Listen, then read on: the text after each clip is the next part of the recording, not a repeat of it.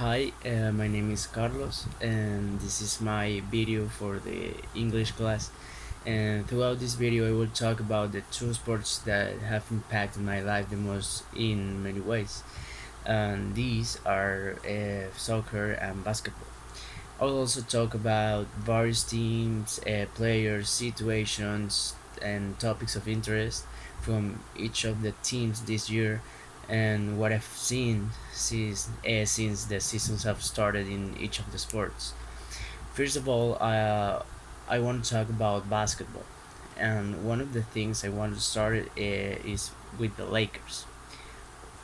The Lakers this year are coming from a pretty complicated season as they were one of the favorites last year to win the finals. But injuries to LeBron James and Anthony Davis made it hard to them to even make it past the first round against the Phoenix Suns. And this year they signed Russell Westbrook in a trade with the Washington Wizards for Contavious Caldwell-Pope, Kyle Kuzma, and Montrezl Harrell. This transfer was quite criticized and still is, as the fit between Westbrook, Anthony Davis, and LeBron James uh, hasn't been the best. Although it should be noted that LeBron James has missed 9 regular season games due to injury. And like him, there are many others who have been injured, such as Taylor Horton Tucker, Kendrick Nunn, Wayne Ellington, and Trevor Ariza. So we still can't take it too seriously that his start to the season has been a bit of a struggle and draw conclusions on once the team is 100% healthy. Unlike the Lakers, the Golden State Warriors, who last season had quite a few problems to qualify as they were between the playing tournament spots and were knocked out against the Memphis Grizzlies. This year they came reinforced with several signings and with Steph Curry, who is playing at an MVP level.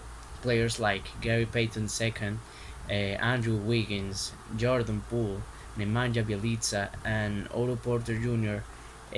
Are proving that they are more than valid players for the system and the game culture of Steve Kerr's team.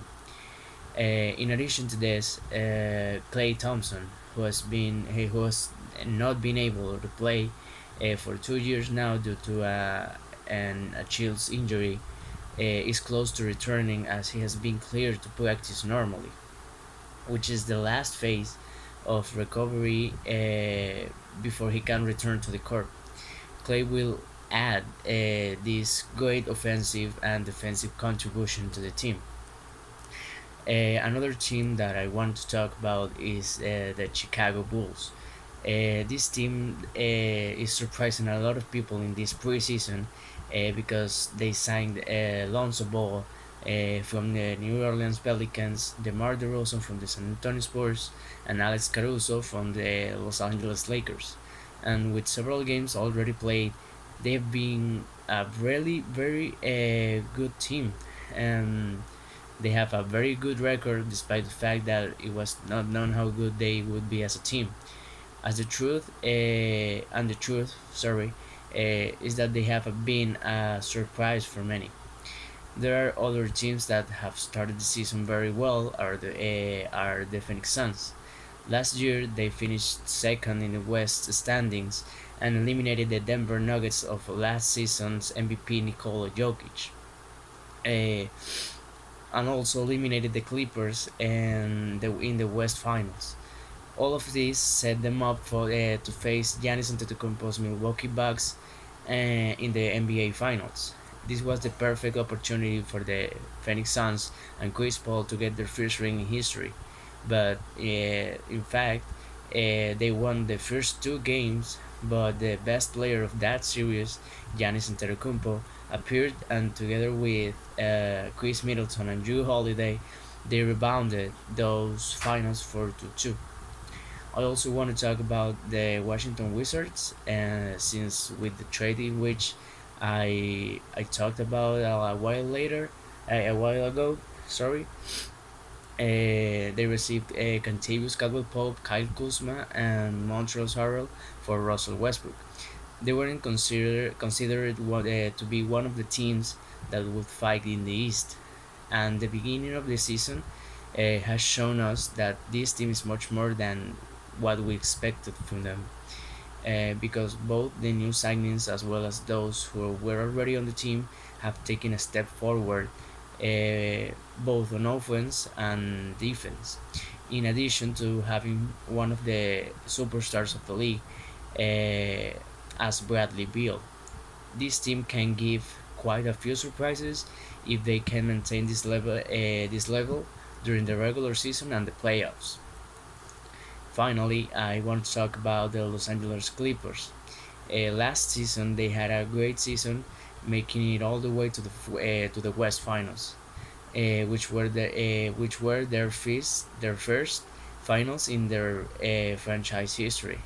They eliminated Luka Doncic's Dallas Mavericks and Donovan Mitchell's Utah Jazz in the first round with incredible performances from Kawhi Leonard. But unfortunately, in that second round with the Utah Jazz, Kawhi was injured before the Western Finals against the Phoenix Suns. Despite the loss of Kawhi Leonard, the Clippers put up quite a fight, with Paul George showing up in the playoffs like what he is. He's a superstar. The second sport that have impacted my life is soccer, and I want to talk about Messi, Barcelona, a little bit of Real Madrid. Now talking about soccer and Messi, I want to talk about what happened in the winter market with Messi and Barcelona. And is that several months ago, Lionel Messi was about to sign a new contract with Barcelona, a contract that couldn't be signed because the economic situation of Barcelona didn't allow it. Since Lionel Messi was out of contract, he could sign for the team that he wanted as a free agent. Sorry, teacher. So he ended up signing for Paris Saint Germain. So this was the end of a lifetime career for Lionel Messi and Barcelona. In addition to this, Barcelona was coming off a pretty bad year in terms of performance, and the same continued to be seen under Ronald Koeman as their manager. In addition to the departures of Messi, Griezmann, Miralem Pjanic, Junior Firpo, Emerson, and a few others ended up leaving the club. But despite the fact that several players arrived at zero cost, like Memphis Depay and El Kun Agüero, um, to replace them and to have a quality squad, injuries and poor tactical knowledge, combined with the deficiency in team training, led the club to hit rock bottom, to the point of the dismissal of the coach and the subsequent arrival of Xavi Hernandez at Barcelona, who from day one made it clear that things were going to be totally different. All this because in the previous manner of Ronald Koeman there were no rules or physical demands to achieve a good performance or both the players and the team's approach. And with Xavi, it seems that this will no longer be the case, as rules and standards that had long been lost at Barcelona will be implemented. And speaking about Real Madrid, since the departure of Cristiano Ronaldo, they've been able to position themselves again as a super competitive team. And now with the arrival of Carlo Ancelotti, who coached Real Madrid several years ago, it was expected that he would give a good level, and he's giving it. In addition to this good level that Real Madrid is showing, there are also the excellent performances of Vinicius Junior and Benzema and Toni Kroos and Luka Modric, and in defense, despite the loss that Sergio Ramos to Paris Saint Germain and Rafael Varane to Manchester United, they've been really good at defense this year, and I think they could be a very tough team in Champions League and La Liga. Well, this is all the video. I hope you like it, teacher, and see you next time.